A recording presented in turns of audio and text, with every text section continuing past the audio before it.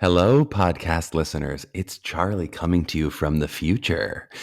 You'll notice in this interview, we recorded this over a month in advance. Often we are recording these things far in advance because we're trying to be ahead of things and because I'm having a baby. But that means we didn't get to congratulate Michael McElroy on becoming the chair of Michigan's Department of Musical Theater. That news officially broke. I think it was just last week.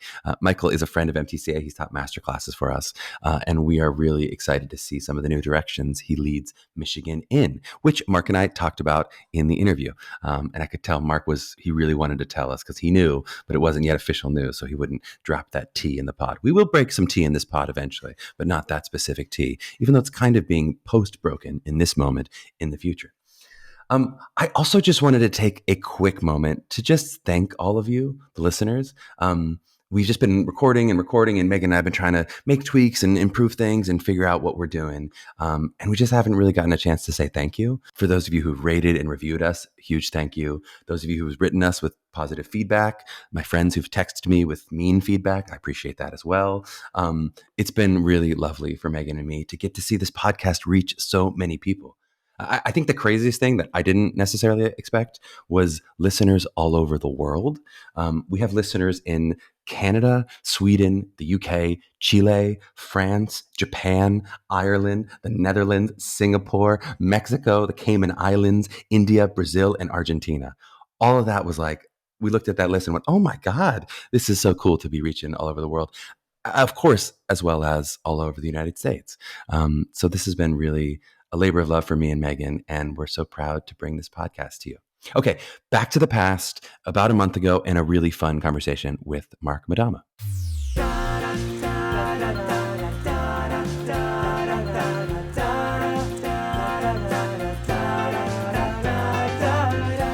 Hello, and welcome to Mapping the College Audition, a podcast where we explore the landscape of the college theater world and try to demystify this daunting audition process.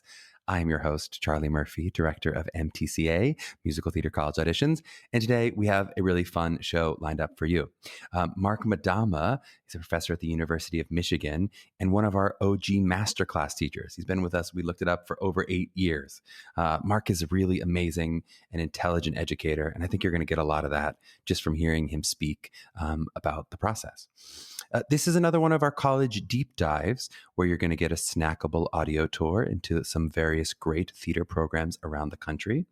Today, we talked about academics at Michigan, Michigan's legacy in the business, the classic college experience, what it is to be yourself, the value of a full life outside of the theater, and we warned you that social media is not a playground. Next up, we have Ann L. Nathan of many Broadway shows and one of our most experienced and revered MTCA song coaches. So that'll be a really fun interview with Ann. She's a hoot, as we say. But let's get to the interview with Mark.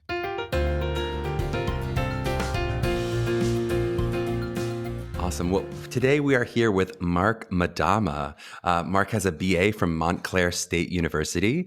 He's a director, a writer, and an actor. He's one of the resident directors at Music Theater Wichita for over 20 years. He's also worked regionally at theaters all over the country. He's directed. He's written 2 musicals that have toured nationally, internationally, and he's been at the University of Michigan since 2000. Mark is also an OG MTCA masterclass person. I think it's about 8 years ago that you taught your first class with us. Yeah. So it's such an honor to have you on the pod today. Mark, how are you doing? Thank you, Charlie. It's good to see you. Nice to be here. I'm going to tell you guys a little bit about Michigan. Many of you may have heard of it. It's in Ann Arbor, Michigan. They take a class size of about 20 to 22 students, and they offer degrees in a BFA in musical theater, a BFA in dance, BFA in acting, a BTA in theater, as well as lots of other minors and BFAs and different ways you can study theater at Michigan. Mark, I'd love to start off with, why don't you tell me a little bit about how you found your way to Michigan? Well, I did graduate from Montclair State, but I graduated as a sociology major. After I got out of school, I started thinking, well, you know what, theater may be a little bit more fun, maybe where my passion was lying. So I started taking some classes and in New York, and found myself getting opportunities right away. Found myself getting jobs in New York City where I could learn on the job. And that was an invaluable experience. Learning on soap operas, learning on film sets, learning doing theater. From there, I went off and I did a national tour of a show called Tintypes, which was a show from the 1990s, 80s. Oh my gosh. And 80s? No, you look too young for that. oh That my doesn't seem God. possible. And while I was doing that, I had an opportunity to direct a production of Tintypes and jumped on that opportunity. Mm, And from that, I got a lot of recognition from different places that played, international competitions that I won. Many theaters were doing that show at the time, got an introduction to directing, and just stayed right in that directing realm for 20 years. And after those 20 years, I found an opportunity that somebody had left the University of Michigan and they needed mm. an immediate replacement. And they called me right away to see if I would fill in for one term and thought, teach, I haven't really done that. And, but said yes. And the same way with acting, same way with directing, same way with teaching, just say yes. Once you've said yes, then you can figure it out. And so I went to the University of Michigan for basically 1 year to be able to direct a production of Assassins and to teach a couple classes. And that was in the year 2000. And now I'm finishing, I just finished my 21st year there and couldn't be happier and never felt like I wanted to ever leave. I feel like even just in our first couple episodes, we've heard two themes that have come up. A couple times we've heard people talking about just saying yes, jumping in, in different ways, especially those professorship jobs. And also the number of times people have told us that they, said, I'll just come on for 6 months. I'll come on to sub a class. I'll come. And then all of a sudden they end up being chair of the program, however many years later, Right. that kind of thing. It's very cool. I'd love to turn a little bit to Michigan in terms of, in brief, and I know it's not easy always to sort of sum up your school, but what do you feel like it means to be a Michigan musical theater student? Wow, that is hard. I mean, it means that you have gotten into a program that is going to challenge you. It means that you've gotten into a program that you're going to be surrounded by other high achievers and are going to be pushed by those students also.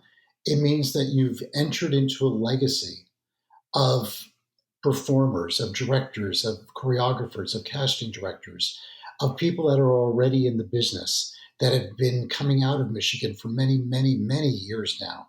Mhm. And you carry with you that pride, you carry with you that energy, and you become part of a family, part of an association when you become a Michigan Wolverine. Mhm. Um, it means that you're going to be entering into a program where you're surrounded by both academics and by professionals. Mm. And that's really important. They're both really important. Neither one should be without the other. It's the academics that keep us on track, and it's the professionals that keep on moving everybody forward into new ideas. Especially thinking about a lot of the MTCA students who've chosen Michigan, often you're going to hear both of those things really highlighted. The academics is really important to them, and that sense of the legacy and the pride of what they, of a school that has legs and a reputation in the business in a real way. Now, going to the University of Michigan, it's ranked in the top 5 schools internationally for public education. And so when you come out in the United States, also it's ranked in the top 5 schools for public education. So when you're coming out of the University of Michigan, wherever you decide that you want to go with your life, and not everybody is going to want to be a musical theater performer forever. Mhm. They're going to decide that they've done their Broadway show, that they've created their dream, they realized their dream, they lived out their dream, and now they have other dreams. And one of the things about having a University of Michigan degree is that it enables you, with great help, to be able to go on to get an MBA, to get a Mm. a therapist degree, to become a lawyer, to become a teacher, whatever that is. You have a nice foundation with a school that has a terrific academic reputation. And I think that's really rare in a competitive musical theater school. Not all of the competitive musical theater schools have that academic reputation. I'd love, especially if we talk specifically about the musical theater training part of Michigan. I'd love to hear a little bit about if you're going to be spending 4 years at your school. How are you going to come out changed? So if I show up as a freshman, how am I going to be different as I'm graduating as a senior, having gone to Michigan? Yeah, really interesting you should ask that question because we just finished our sophomore conferences and we spoke to every sophomore at the end of their sophomore year to see where they are, to see what we want them to develop more as far as their skills and how to use their last Hmm. years of education at Michigan. And something that came up often is that when you enter into college, you are still basically a teenager, child. Hmm. When you leave Michigan, you're 22 and you've entered into adulthood.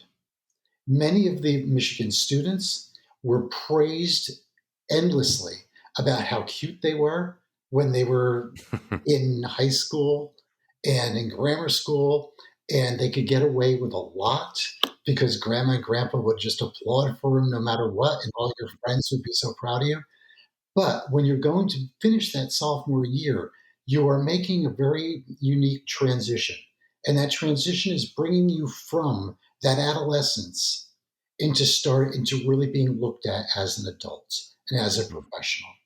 And along with that, you can no longer resort on those tricks that you used so much when you were younger. So Hmm. the idea always is that in the progression of your classes, we will be adding in and adding in and adding in technique so that you can drop away all the things that you used to depend on and add them, and they're always going to be there, but be able to have a foundation of technique behind it and be able to perform 8 shows a week and to be able to perform as an adult. Totally.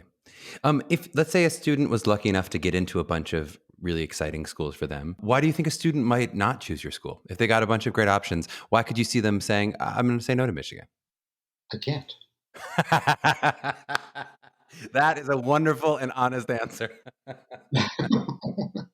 um, it is seldom. I'll be very truthful about that.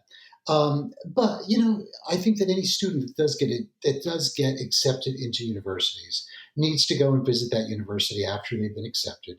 Needs to go and be able to look at the curriculum. Needs to go and be able to experience the classes, experience the other students, Hmm. experience the environment.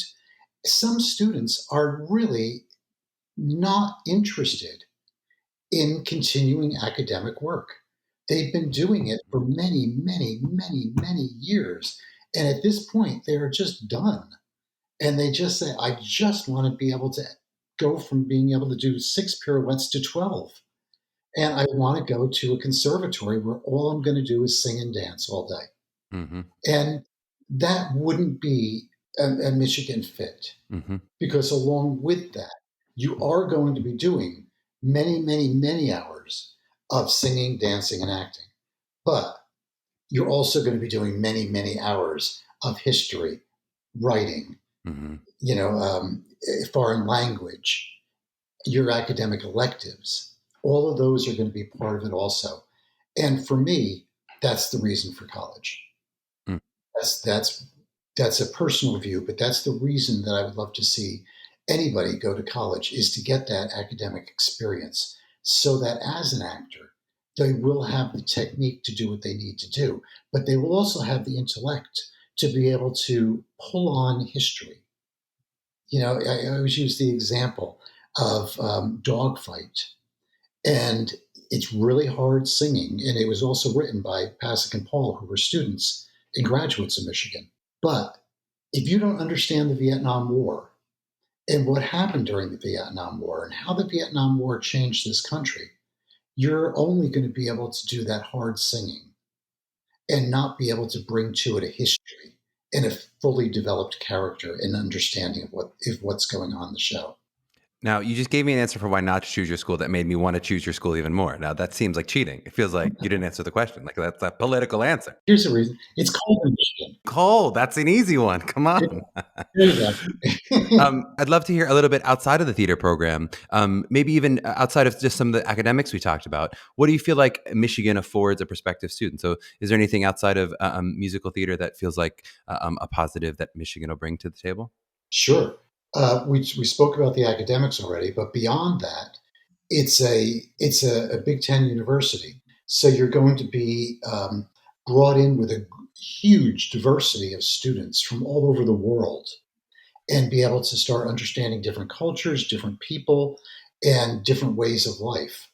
You're going to be exposed to incredibly top-notch artistic um, performances that will be coming into Ann Arbor at the university that's being produced there. You're also going to get the college experience.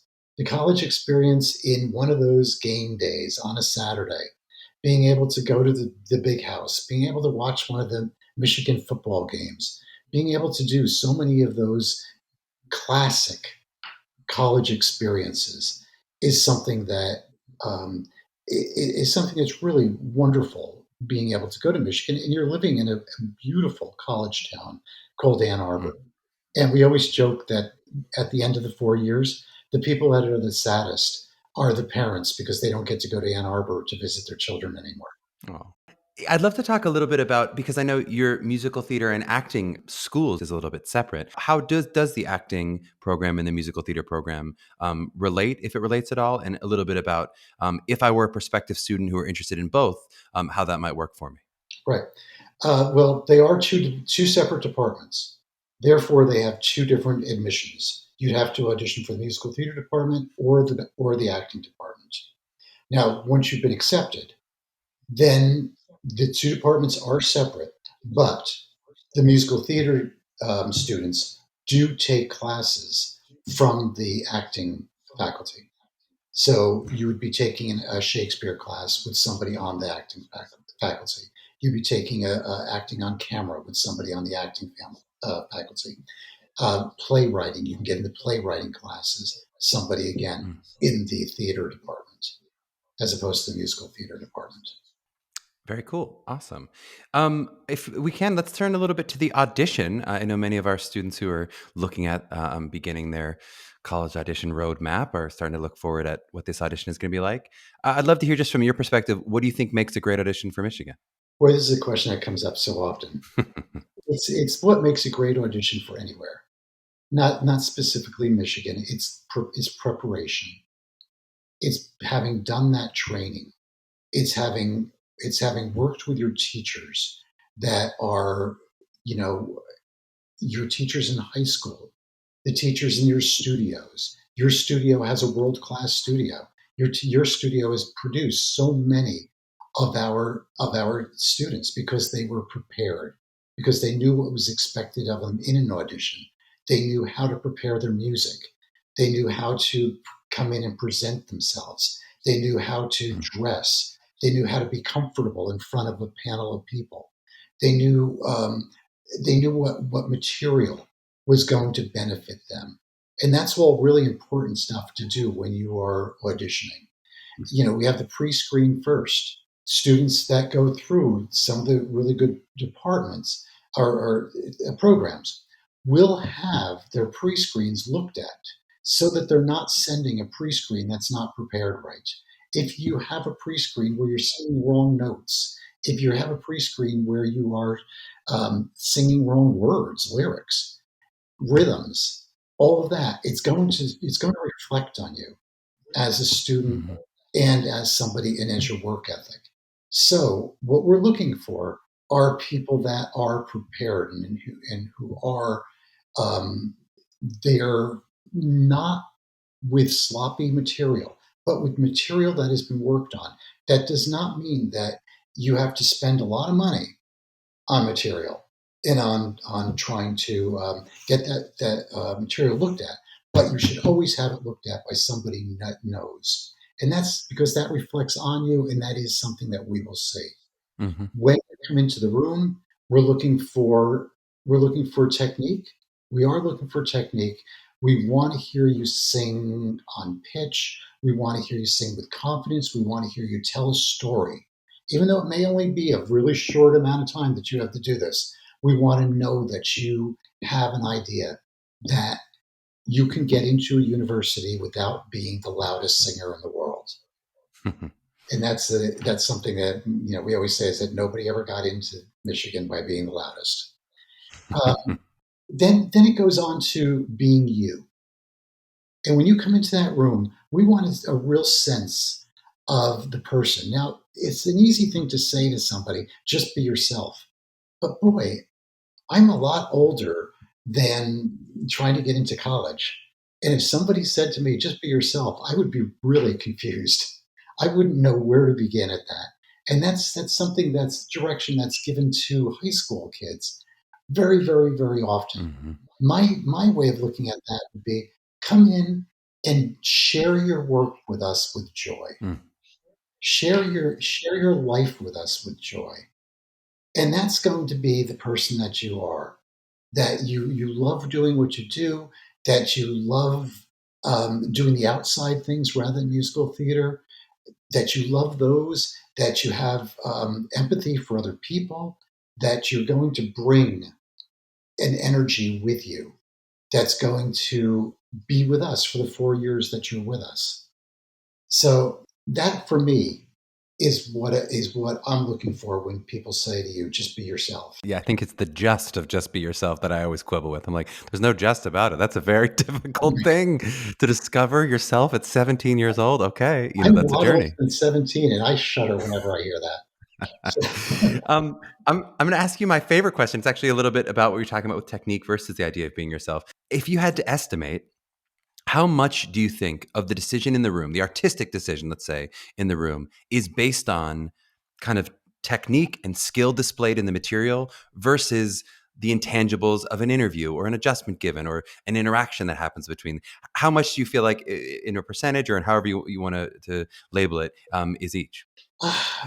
wow, that's a really good question. That's a really, really good question because once you get in the room, the first thing that we're going to do is see you and see the way you walk in the room. And walking in the room with confidence, walking in the room with a purpose, is going to already tell us a bunch. Mm, Then the next thing we're going to do is see you present your material. If you come in looking and seeming like a perfectly lovely person and all of that, but then you sing really, really, really off pitch, it's just disappointing. mhm. That's the only way I can say it. It's just disappointing. So um, if you come in and you have all of that going for you, and you sing well, and but there seems to be something that we might be able to bring out of you, something that we can look at you and go, you know what, this person is just scared. They're coming into Michigan, they're a little overwhelmed, and now it's our responsibility to make you feel comfortable. It's our responsibility to get to know you rather than you having to do all the work to try to show you. So that Mhm. becomes the next layer on it. Um, and then you get a chance to do your stuff again because we will have given you some adjustments, possibly, and given you some work vocally. And then you get that chance to be able to do your work again. So I would say that you have to. You could be the nicest person in the world, but you need to have some technique and have done some work. Totally.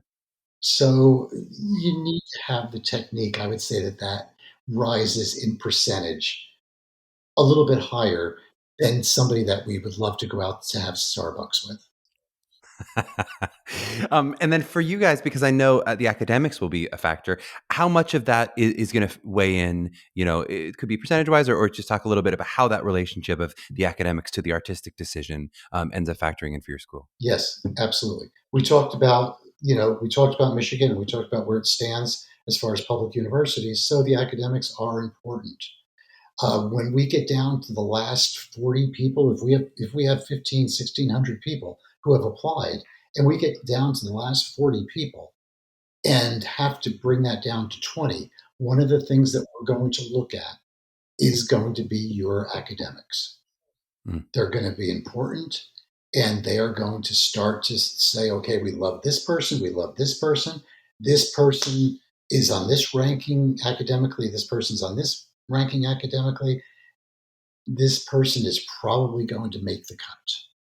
So I would take a look at that. Mm-hmm. Our pre-screens even get viewed, not viewed, our applications get reviewed by the admissions department. And sometimes we don't even see the pre-screens if your GPA isn't high enough. Mm-hmm. Sometimes we do, only because a lot of people wait until the last minute to send those pre-screens in. And so 3 days before, the admissions office may have gotten 700. So they don't have time to go through that 700 before they start sending over those pre-screens for us to watch. But it'll always be looked at and taken very seriously. So don't stop studying. Is there a piece of advice that you would want to give maybe a 16-year-old, 17-year-old who's just kind of starting out, really looking at beginning this process, especially as they look at Michigan specifically?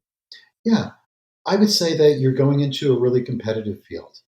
And in that competitive field, you want to rise to the top. One of the ways that you're going to rise to the top is going to be through preparation, through learning. That does not mean that I'm trying to tell anybody to be myopic, Mm-hmm. but that doesn't mean that we want you to just focus on musical theater. We want you to be a person that has this large life going on. And there's so much available to everybody right now. But look at the way the business is changing. We don't know when you graduate that this musical theater degree is going to be enough Mm-hmm. for you. So we want to see that you are intellectually stimulated. We want to see that you are stimulated within your communities. We want to see that you're stimulated in sport. Now, I'm not saying everybody has to go out and play basketball or get on the football team, but that there's some other interests that is Mm-hmm. going on besides the person that can solely do 26 pirouettes.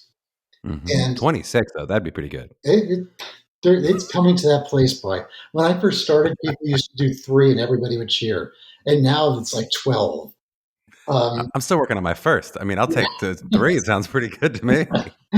But that's going to be something. You want to live a life. You want to live a full life. But Mm-hmm. within that full life, make sure that you've carved out some time to be able to prepare for what your next stage in life is going to be. Well, you segue us perfectly. I want to talk just a little bit in contemplation and wrapping up here, to talk just a little bit about some of the specific challenges of 2021 and beyond, in sort of how Michigan has been preparing to kind of meet the moment of, both the demands for racial equity, but then also kind of the demands of a virtual world and what about that may be changing in our industry. So I'd love to hear a little bit about what Michigan has done and where maybe you think you're going. Sure. I think it's much more in terms of the evolution of how we are evolving as far as a university and as far as a department, both in the virtual world and in diversity. One of the things I did write down before I knew I was talking to you, because I wanted to make sure that I hit these points, Mm-hmm. is that we have brought up an action plan by the students and the faculty for your input in the diversity, equality, inclusion, and anti-racism. And the bullet points that we came upon here, that the curriculum, we're working towards decolonizing the curriculum. Mm-hmm. We're working towards broadening the material so that the material has a larger scope. We're working on training opportunities for the faculty and the students so that we're bringing people in for training. We're listening to diversity training. We're taking Mm-hmm. diversity training through the university. We have classes that we all have to take. And that's been one of the things it's all revving up. We started it Mm-hmm. last year, but last year with Zoom and everything else, we did a lot of the classes, we did a lot of the guest speakers, and now we're putting them actually into effect. That this is the way Mm-hmm. that we will be moving forward. We're diversifying the faculty. and that's on a plan, an ongoing plan that faculty will be diverse. Also, the guest speakers, we're bringing in more guest speakers, and that goes with the Hmm. education, so that we're all being educated in anti-racism, in diversity, and how all that's going to improve us as a department. Um, we also have now required credits that you're going to need to graduate on anti-racism. Hmm. We have plans for how we're going to try to bring in more underserved communities for the auditions and try to do outreach to make sure that those students are ready for the auditions. We're in the process of, like I said, increasing the representation of faculty. And one of the other things is that as we increase the faculty, there's a course called Stride, and that is every person that's on a search committee for new faculty has to take this course. And that the idea of that course is to minimize the biases that go into a search committee looking for new faculty members, and to be able to broaden your visions on who can come Hmm. into that university and who can bring us into the next decades and into our future and how that's going to evolve. So those are all things that are actively happening now. Um, And then I'd love to hear anything about the sort of oh, virtual world too, in terms of virtual. how things Oh have been my changing in the Zoom. God, I have no idea because we we're running by the seat of our pants on that one. All year last year, we were on Zoom, and the interesting thing about it is that I found that um, the teaching was good. The students were reacting. I'm not saying the teaching Hmm. was good. I'm just saying that the teaching aspect of it was good. It was such a different world to be able to be right in the eyes of those people in that Zoom camera, and they couldn't get away with anything. As soon as we Hmm. saw anything going on in those eyes that was not connected, it was like we were jumping on them. And that's not something that we always saw when we were in the Hmm. studios. So I don't think it was a wasted year at all. I Hmm. don't think that it's a year that any of us want to go through again. But I Hmm. think that now we're learning this hybrid thing that we will be using Zoom more. We will be using class more. As far as moving forward, we now have educated ourselves through bringing professionals in on the next stage of what these students' lives is going to be, which is going to be videoed auditions. It's submitting videos. Hmm. So It's really, yeah, it's a beautiful way of sort of catching up with where the business has been for a couple of years already. Most of these auditions they do, my partner booked what will be hopefully a Tony Award winning role from a video. She never walked in and never met any of these people in person until actually the first day rehearsal, right? That's not uncommon at all, even in the musical theater world. Certainly true in the TV and film world for which a while. musical theater students are being more and more engaged in. Hmm. Our students now are picking up pilots and TV shows, HBO shows, Netflix shows in a greater number than they ever have before, which has made us change our curriculum and bring in different guest artists to be able to tell them about here's some of the things in the profession that is happening with the virtual world. Specifically, do you guys see yourself doing virtual auditions moving forward, into the future? Nothing has been planned yet. What I would imagine is going to happen is that they will be live auditions, and then you will have the opportunity, if you want to have a virtual audition, that there'll be time set Mhm. aside. But please don't quote me on that. Anybody that's listening, this is just what I This is May 13th, exactly 2021. Things could exactly. change. So I think that it'll be a hybrid. That it will be Mhm. in person and on video. Mm. Awesome. Any final thoughts? Anything else that we didn't get to hit? Anything on that note card that you said, "Oh, I really wanted to say this," that we didn't get to get to? The social media aspect. Yeah, please. Well, let's go into it. Yeah. What do you want to hit in the social media world? That there is a social media world that's really important, and that social media world is no longer a playground. Mm. It's become a place that you present yourself and everybody is watching. Mm, When you get accepted to Michigan, I know that your social media will be looked at if you're being seriously considered. And mm, if your social media is filled with things that are not presenting you in a very positive, good light, mm. that's going to be something else that we take into consideration, that will be taken into consideration. And that stuff doesn't go away. And when you start getting jobs, our students, we are constantly talking to about social media because the professional world is doing the exact same thing and looking at what's on your social media. So we've created a monster. It's so true. I was joking the other day. My partner posted about our pregnancy, and then all of a sudden it was in the New York Times. And I was like, "Wait, how did that happen?" Like from social media, we didn't do a press release. Like, what is this? There you go. Just someone grabs a thing, you do a thing, and all of a sudden, boom! It's out there. It's in the world. It's emanating outward. Yeah, see that would be something that I would like to see on Facebook. On Facebook, it's nice, right? A little like, thumbs up, perfect. Awesome, man. Thank you so much for the time. It was such a pleasure getting to chat with you.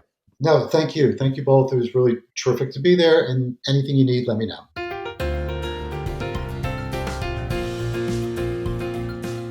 All right. Well, I hope you enjoyed that episode with Mark as much as Meghan and I did. We had a great time chatting with him. Just a little bit of a deeper dive on something that came up today. Mark and I were both talking about that idea of just being yourself.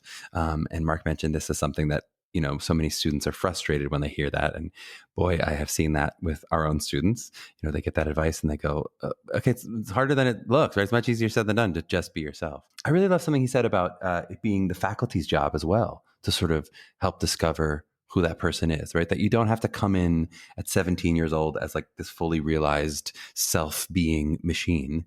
But I think it is sometimes helpful if you're on that journey of self-discovery, and that you're trying to be yourself, if you think of that as a little bit more of an active state of action, rather than sort of a passive, am I being this or not? I think it is something that you're on the hunt for. It's not a place that you've arrived at. One of your jobs as an actor is to try to remove the obstacles and the barriers and all those little self-defense mechanisms that are going to want to present this perfect version of yourself, which is also something that's not truthful, right? As an actor, so often, we go up there and go, I want them to see my best side. Are they seeing my good side? And in doing that, they're going to be seeing a false side, right? They're seeing a mask that you're putting on instead of getting to see what you're actually like. It's really brave and terrifying to kind of stand nakedly in the audition room. I don't mean literally naked. I'm not asking you to literally be naked in your audition rooms, but to remove those masks and share your kind of open soul in an audition room. It's the goal that all actors are looking for. And boy, is it hard, right? It's incredibly vulnerable, but it also like takes a lot of hard work. It's not the kind of work that you maybe go to the gym to do, right? It's not like you can be like, yep, just working on my vulnerability here. But that's the work that we do. Certainly it's work you do with your coaches MTCA, but it's the work you do as you're diving deeper into your monologue and you're exploring, right? You're removing layers as opposed to putting more and more on, right? Sometimes you're going, how do I bring more and more of myself to this piece, which is going to mean deeper and deeper work. So that's why you heard us railing on the idea of just, because there's no just about it. Boy, that is a very difficult thing to do, and not something that you have to be perfect at. Well, if you enjoyed this episode and you want to hear more of my rambling, please hit that follow button or subscribe. We'd appreciate you if you were to rate and review us where you found us. We love a 5 stars, no less than like 4.7. If you just round it up to 5, we'll be happy. You can also reach out to us with questions for the pod at mailbag@mappingthecollegeaudition.com, and we'll try to answer a few of them on the show each week. If you happen to be interested in working with MTCA for help with your individual preparation for your college audition journey, please check us out at mtcollegeauditions.com. To my young artists out there mapping their journey, keep sharing that work with joy.